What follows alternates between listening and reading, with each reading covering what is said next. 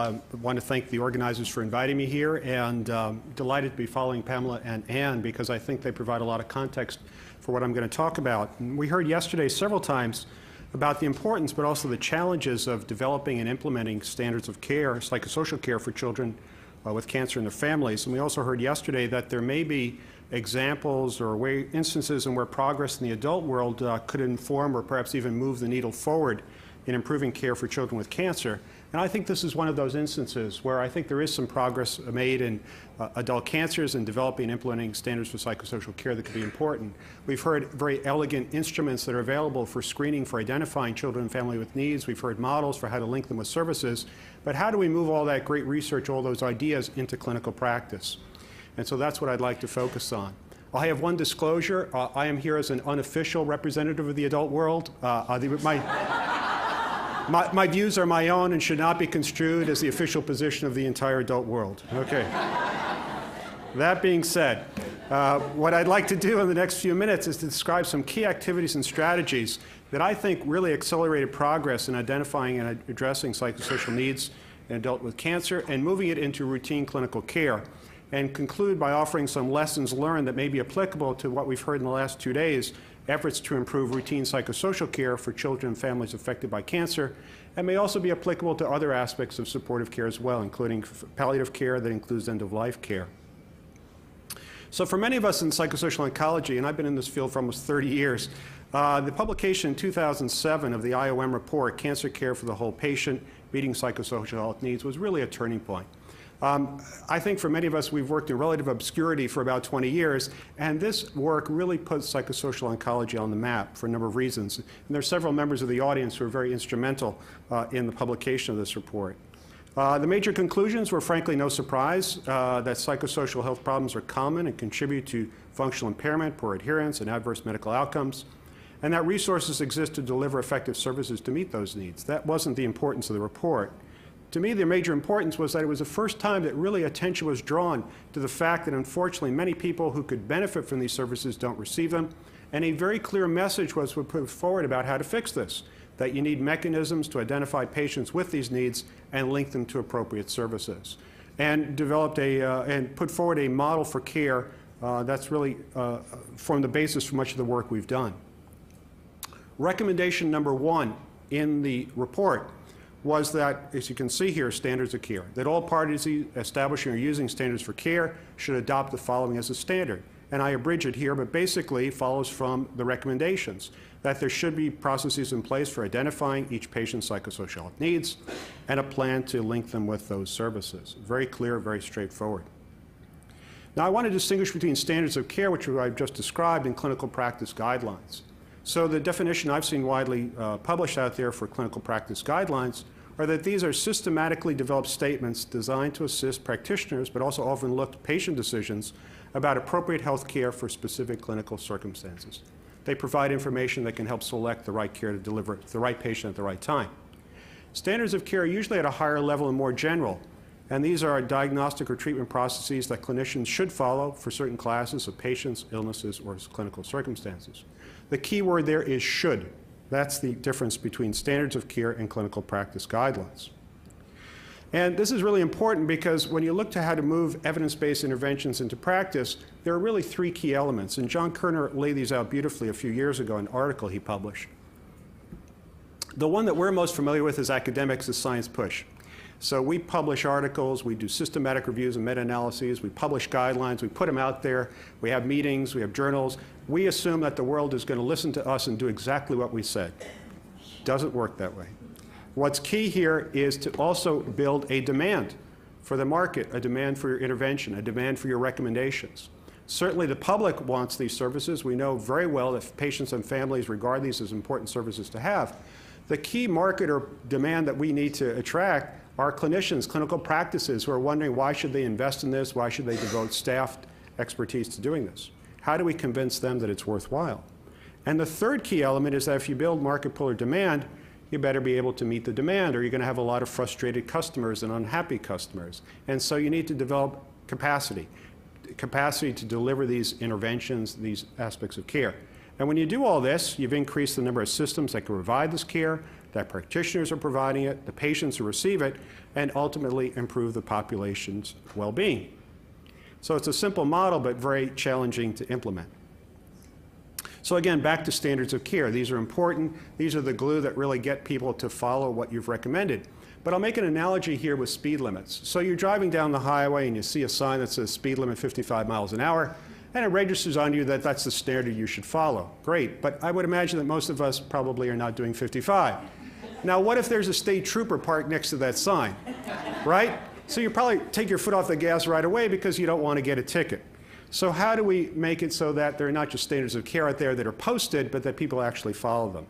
And, well, you got to find the state troopers. And so in the world of cancer care, we have the American College of Surgeons, the Commission on Cancer. They accredit roughly 1,500 cancer centers in the United States. This represents roughly 70% of Americans who receive treatment for cancer.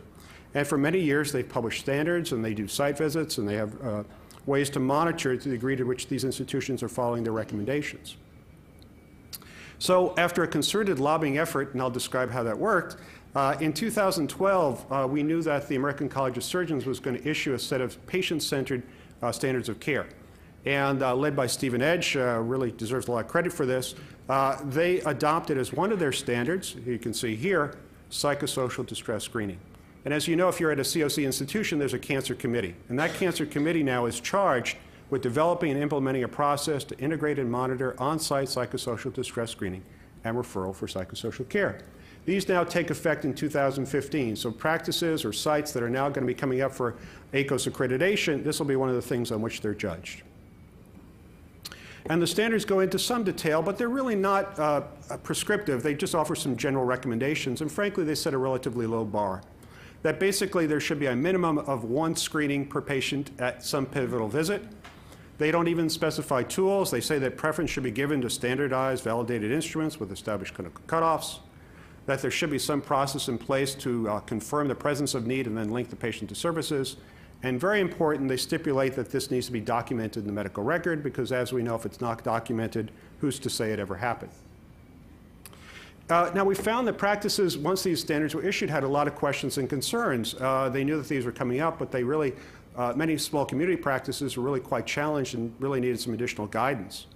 So one of the things we did is we had our major professional organizations involved in providing psychosocial care come together and offer some very specific recommendations for how often to screen, when to screen, what to do, and make referrals. And so our organizations, the American Psychosocial Oncology Society, the Association for Oncology Social Work, and Oncology Nursing Society came together and offered some very concrete recommendations now published late last year. But that's not sufficient. We also had some other efforts here. With the leadership of the cancer support community, we formed a broad coalition we call the Alliance for Quality Psychosocial Cancer Care. This is 30 organizations, includes patient and family advocacy organizations and foundations, cancer centers, and the like. We have a website where you can see a resource guide for meeting these standards. We have examples of best practices, and we have now a comprehensive national listing of psychosocial services where for perhaps people in the middle of Ann's pyramid there, places where they can go, organizations they can turn to at the national level to receive psychoeducation and other resources. But even that's not sufficient because we found that working in small community practices, they didn't even know where to start, how to organize this, who to talk to at their institution for getting the resources to do this, how to convince people who control the electronic medical record to put this information in there. And so two of my colleagues wrote and successfully got R25E grant applications from the NCI, Ruth McCorkle at Yale and Matt Lascaux at City of Hope, complementary programs in which practices apply a competitive process. They're invited out for a 2 or 3 day workshop. They meet with experts and consultants like me who sit down with them and get into the nitty-gritty of how do you take this and how do you build an action plan for your institution with follow-up every 6 months, phone calls to make sure that this has happened. It is highly subscribed. We get far many more applicants than we have spaces for. And so there's an incredible need and demand for these types of consultations. Another, I think with great foresight, another recommendation was that quality oversight was essential, that organizations setting standards for care should, of course, create mechanisms that can be used to report on the quality of their overall care, but not to leave out psychosocial care. That's important to develop and use performance measures for psychosocial health care as part of those quality oversight activities. And we're looking to see how the College of Surgeons monitors that psychosocial standard. Again, it's at a very low bar initially, but there already exists another mechanism for looking at the quality of psychosocial care, and that's provided by the American Society of Clinical Oncology's Quality Oncology Practice Initiative. Many of you might be familiar with kopi. It is basically a service that ASCO provides free to its members, where practices can get a manual that shows, I think, upwards of 160 quality care standards that they can look to their medical records, do chart abstractions twice a year, report it to a central ASCO website, and then see how their practice performs relative to the other practices participating in kopi. Provides immediate feedback, if you will, on the quality of care of your practice relative to other practices. And to give you a sense of the reach of this, kopi's now reached, I think it's closing in on 1,000 now, 1,000 registered practices that represents over 6,000 medical oncologists. And this is really geared toward outpatient medical oncology practices in the United States with coverage in every state and Puerto Rico. So kopi is organized into various modules. All the practices are required to do the core module. And you can see here the domains that that captures, including pain management. And typically they do two other modules, whether a disease-specific module or a domain-specific module. And I would point out that one of the domain-specific ones is end-of-life care, with very detailed quality indicators, process indicators for that. And beginning in 2009, they added psychosocial care to their core module. And this was, I believe, a direct result of the IOM report, because they contacted me for work we've been doing through the American Psychosocial Oncology Society to develop psychosocial indicators. So what our group did was to review the IOM report and NCCN documents, and again, very clear, consistent message here. We identified two key issues, again, theme here, identifying distressed patients and developing a care plan.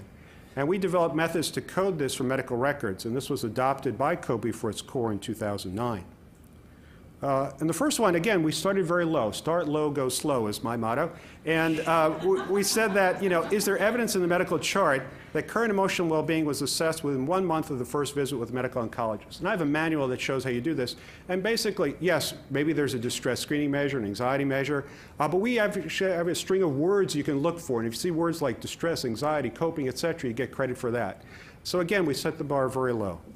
And even with the bar set low, you can see that these are the average number of charts per practice that pass this bar. Starting at about 70% in 2009 and upwards of about 75% here in 2013. And I think if you can squint, you'd probably see that that bar is rising slowly. But, you know, really, I think it says two things. First of all, even a slight rise here represents thousands more patients who are having emotional well-being assessed. But the other thing it says is that audit and feedback alone is not sufficient, that we need to do more. But this helps us identify practices where quality improvement is necessary. And the next stage of kopi is reaching out to these practices and offering them recommendations and suggestions for how to improve the quality of their care. The other indicator, again, low bar. If a problem with emotional well-being was identified, is there evidence that action was taken to address the problem or an explanation provided for no action? And here it could say that a family or patient refuses a meeting with social worker, or it could say that the team handled it themselves, but some evidence that something was done in response to that evidence of problem with emotional well-being. And here, progress has literally been more bumpy. And I think, again, what this reflects is the challenges, especially small community-based practices, of how to organize these kinds of referrals, who to refer to, where to refer to, how to get these patients seen. And that's why they need programs like our R25E, which gives them solutions to these problems. The other, again, very important recommendation, which is really part of the action plan we followed, was support for uptake. And what the report said was that you need large-scale demonstration and evaluation of various approaches to provision of care in accordance with the standards.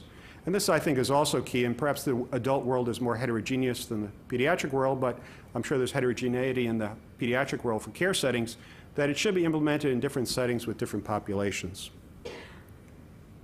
And here I'd like to acknowledge the work that was done as part of the NCI Community Cancer Centers program. Julia Rowland and others at the NCI were very instrumental in this, in that these are large community-based practices scattered throughout the United States. These are not NCI-designated cancer centers. These are large community-based practices. And part of accepting the NCI CCCP money was that they had to commit to improving delivery of psychosocial and palliative care. And to assist them in this regard, Julia and her colleagues developed a very useful tool but you got to come up with a better acronym for it, called the NCCP Psychosocial Matrix Assessment Tool. And this is beautiful because it's designed specifically for community cancer centers as a self-assessment tool. They can use it to evaluate and improve the psychosocial care they deliver, and the criteria for it come right from the IOM recommendations. And there are various criteria in which the practices can rate themselves. You see them listed here, but each of these is rated on a 1 to 5 scale, where 1 is, I think, called basic, but I would call it inadequate. 2 through 4 is developing, and 5 is maximal. So basically, if you score a 1 here, you're really not meeting the standard of care for any of these. 2 through 4 is probably good, acceptable. 5 is if you have essentially unlimited resources to do it. So here, let's just take linking a patient with needed psychosocial services. And you can see the level 1 here is that you've identified these services, but you have no systematic referral pathway. In my mind, what this might mean is that you have brochures on the waiting room desks there, right? So people are given information, but no systematic attempt to screen them or to identify people who need services and to link them to them. The next level up is that you have some systematic referral in place. You have some staff trained in basic psychosocial services. The next level up is that you actually have a mental health professional on site to do consultations. The next level up is that that's somebody who has specific training in working with people with cancer. And the next level up is that you have the resources to do that for everybody who needs those services. So clearly you want to move from being a 1. 2 through 4 is that you have something in place to do that, and 5 is really the ideal situation. So what the group did was that they looked at the number or percentage of level 1 responses at their baseline. I believe these are 16 NCCP sites. As you can see here across these various criteria, the majority of the responses were level 1, basically not meeting basic standards of care. And working with these practices, using that matrix to identify where improvements needed to be made, within 2 years, that had dropped to 25%. Now again, this is based on self-report, would need to be verified through other sources, but I think it shows remarkable progress in a short period of time by pointing out where there are deficiencies and giving practices that certainly had a commitment to doing this some guidance for how to do it. Well, I've got a couple minutes left, and I want to conclude with 8 hard lessons learned that I think may be informative for work in the pediatric world. And the first is that many years of sustained effort are required to achieve real progress. We published the first guidelines for distress management with NCCN in 1999. 5 years later, I did a survey of NCCN institutions, and I found that the majority of NCCN institutions had not implemented their own guidelines for distress screening. It's 2012 to the Commission on Cancer Standards came out, and now 2015 when we actually may see the impact of that. So that's 16 years right there. So you got to be in this for the long haul. Publishing clinical practice guidelines is necessary, but not sufficient for changing clinical practice. That's a key lesson learned. That review by and recommendations from authoritative organizations such as the IOM, in our case, greatly assisted in generating care standards and action plans. It really, truly changed how we viewed this issue. That coordination among the primary professional organizations involved in the adult world, that's primarily APOS, AOSW, and ONS, was critical for carrying out these action plans. And I would add that the support and collaboration with patient family advocacy organizations was also critical to our efforts. That standards of care are more likely to be followed if endorsed by accrediting organizations. This is my state trooper analogy. That aligning your action plans with initiatives of other major professional organizations, in our case, ASCO's kopi effort, can greatly extend your reach. This got us into, as you saw, over 900 clinical practices in the United States that now are beginning to pay attention to psychosocial care and how well they were delivering it. But the diversity of oncology care settings must be recognized and addressed in promoting adoption of standards. You can't have a one-size-fits-all approach in the adult world because you're dealing with major cancer centers that have very good resources and small community-based cancer centers that really have very few resources. And so you have to provide a situation where all boats rise and not just some boats. And finally, providers want and need expert assistance in formulating and implementing changes to improve psychosocial care for their patients. It's not as simple as just putting that stuff out there and they will follow. You really need to meet with them, work with them, consult with them, share best practices, and put them together. I participated in these phone calls. In the beginning, it was sort of like pulling teeth to get them to talk about the challenges they faced. And now I just sit and listen as they tell each other how to get EPIC to implement a screening measure or things like that, that they've really taken off and they've identified, and share with them in ways that are more meaningful for each of them because they're dealing with these issues. Thank you very much.